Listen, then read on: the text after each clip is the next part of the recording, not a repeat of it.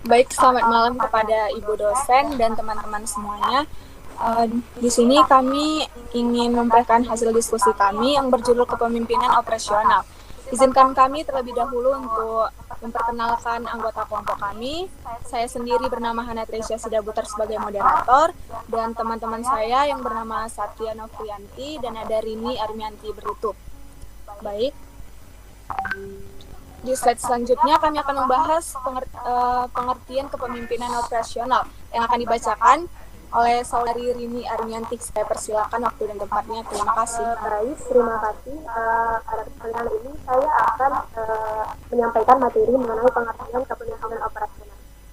Kepemimpinan operasional adalah kemampuan seorang pemimpin untuk menyelenggarakan atau mengoperasikan suatu lembaga agar mencapai visi, misi, dan tujuan bagaimana yang telah ditetapkan oleh organisasi.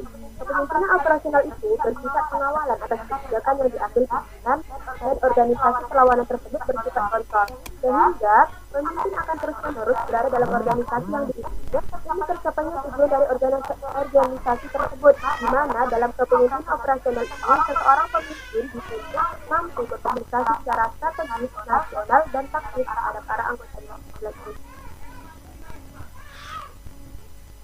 Nah, fungsi kepemimpinan operasional dikutip dari UNESCO, pengambilan keputusan adalah peran sentral dari seorang pemimpin atau manajer dengan pemimpin operasional. Keputusan harus dibuat dalam merancang sistem operasional, mengelola sistem operasi, dan meningkatkan sistem operasional. Selanjutnya, nah, fungsi dan sifat kepemimpinan seorang manajer operasional. Ada sifat seorang pemimpin manajer operasional itu harus menjadi contoh, bekerja dengan teliti, cermat, membuat keputusan yang bijak, mengatasi masalah-masalah, dan mampu bertanggung jawab.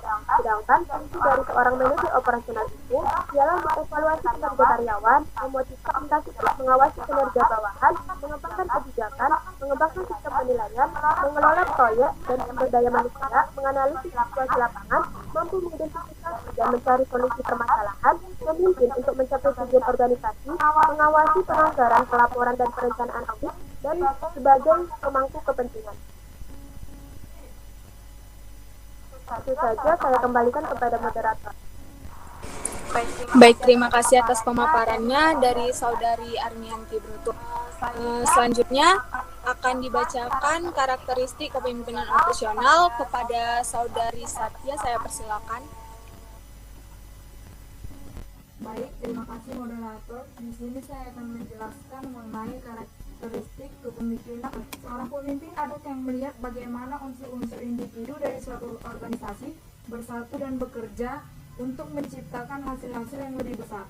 Para pemimpin ini memiliki peran kunci untuk memastikan bahwa segala sesuatu yang dilakukan dengan cara efektif dan efisien. Secara umum, mengutip dari e-jurnal Pemimpin Operasional, memiliki 6 karakteristik sebagai berikut. Pertama, pencipta stabilitas dalam organisasi. Yang kedua, koordinasi semua kegiatan. Yang keempat, penyampai kabar buruk. Yang kelima, pencipta yang fungsi pokok dari kepemimpinan operasional ini adalah yang pertama, fungsi instruksi, yaitu bersifat komunikasi. Komunikator merupakan pihak yang menentukan semua keputusan. Yang kedua, fungsi konsultasi, bersifat kasih dua arah, di mana pemimpin menerima masukan dan berkonsultasi dengan orang yang dipimpinnya, kemudian barulah keputusan diterapkan. Yang ketiga, fungsi partisipasi. Dalam menjalankan fungsi ini, pemimpin berusaha mengaktifkan orang-orang yang dipimpin baik dalam keikutsertaan pengambilan keputusan maupun dalam pelaksanaannya. Yang keempat, fungsi delegasi. Fungsi delegasi ini dilaksanakan dengan memberikan pelimpahan wewenang untuk membuat atau menetapkan suatu keputusan. Yang terakhir, fungsi pengadilan. Fungsi pengadilan ini bermaksud bahwa kepemimpinan yang sukses atau efektif mampu mengatur aktivitas anggotanya. Selanjutnya, kepemimpinan operasional di lembaga pendidikan. Salah satu contoh ambil di lingkungan unit fakultas. Suatu perguruan tinggi, pemimpin fakultas atau dekan dapat mengarahkan dan mempengaruhi perilaku semua unsur dalam lingkungan fakultas mengikuti nilai, norma, etika, dan budaya organisasi yang disepakati bersama, serta mampu membuat keputusan yang tepat dan cepat. Pimpinan fakultas dapat merumuskan tata pamong yang bersifat implikatif di setiap unit adalah suatu sistem yang dapat menjadikan kepemimpinan sistem pengelolaan dan penjamin mutu berjalan secara efektif di dalam universitas atau fakultas yang mengelola program studi. Terima kasih, sekian dari saya kembalikan ke moderator. Baik, terima kasih kepada Saudari Satya. Di sini kami memiliki kesimpulan. Yang pertama, pengertian kepemimpinan operasional. Pengertian kepemimpinan operasional adalah kepemimpinan yang berkaitan dengan kemampuan menjabarkan visi, misi ke dalam kegiatan operasional program studi di lingkungan panca sarjana.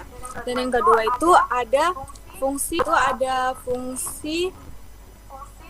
pokok dan fungsi umum kepemimpinan operasional. Di sini kami menyimpulkan bahwa pada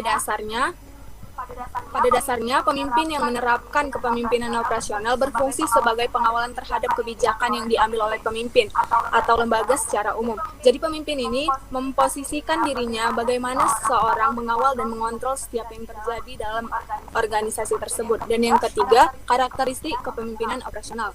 Di sini kesimpulannya kami mengambil bahwa yang pertama itu memiliki keingintahuan yang aktif. Para pemimpin yang dapat membangun hubungan baik orang lain secara alami, memiliki rasa ingin tahu terhadap mereka yang ada di sekitarnya. Yang kedua itu kesadaran diri, terus yang kedua ada komunikasi yang jelas, dan yang keempat mampu memotivasi, dan yang terakhir ada menguasai cara mendekati.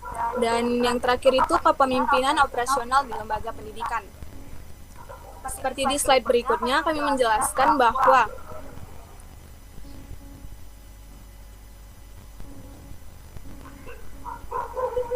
izin untuk ke slide berikutnya, Saudari Satya. Izin Saudari Hana, ini udah slide kan? Ini udah. Terima kasih.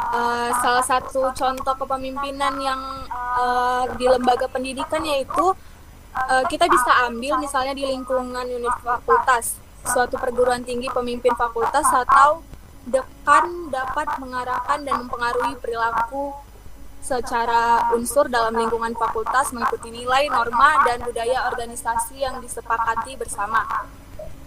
Sekian kesimpulan yang kami ambil. Selanjutnya, tanya jawab kepada Saudari Puji Karnisa, kami persilakan. Baik, terima kasih Saudari Hana. Perkenalkan saya dari kelompok 11 ingin bertanya, karakteristik kepemimpinan operasional. Terima kasih. Baik, terima kasih Saudari Puji Karnisa. Pertanyaannya akan dijawab oleh Armianti Bruto. Saudara Rini Armianti Bruto, saya persilakan. Terima kasih. Baik, terima kasih kepada Saudara Puji Hairunisa atas pertanyaannya. Di sini saya akan mencoba menjawab dari pertanyaan Puji Hairunisa. Sebagaimana yang sudah kami jelaskan sebelumnya, di slide PPT kami juga kami menjelaskan ada karakteristik kepemimpinan operasional, di mana kami menyebutkan karakteristik kepemimpinan operasional itu adalah seorang pemimpin yang melihat bagaimana untuk individu dari suatu organisasi itu bersatu dan bergerak untuk menciptakan hasil-hasil yang lebih besar. Para pemimpin ini pasti berambisi untuk memastikan bahwa segala sesuatu dengan cara efisien, artinya bahwasanya karakteristik kepemimpinan operasional ini berada pada tangan seorang tim. Nah, kami mengambil referensi dari jurnal bahwasanya mengutip di situ ada 6 karakteristik kepemimpinan operasional. Yang pertama mengatakan bahwa pemimpin operasional ini karakteristik stabilitas dalam organisasi itu. Yang kedua itu untuk menciptakan sistem. Yang ketiga itu sebagai pusat koordinasi, dan yang keempat menyampaikan kabar buruk. Yang kelima pencipta solusi, dan keempat dan keenam sebagai pelengkap dari pemimpin lainnya. Mungkin begitu jawaban dari saya. Saya kembalikan kepada moderator. Baik, terima kasih kepada Saudari Rini Armianti Bruto atas jawabannya. Saya kembalikan kepada Puji Karnisa. Apakah sudah puas dengan jawab Saudari Rini Armianti Bruto? Baik, terima kasih. Sebelumnya saya sudah puas dengan jawaban Saudari Rini Armianti. Terima kasih. Saya kembalikan kepada moderator. Baik, terima kasih. Sekian hasil presentasi kami. Jika ada kesalahan penyebutan nama dan yang lain-lain, kami mohon maaf. Terima kasih atas waktunya. Selamat malam buat Ibu dosen dan teman-teman. Terima kasih.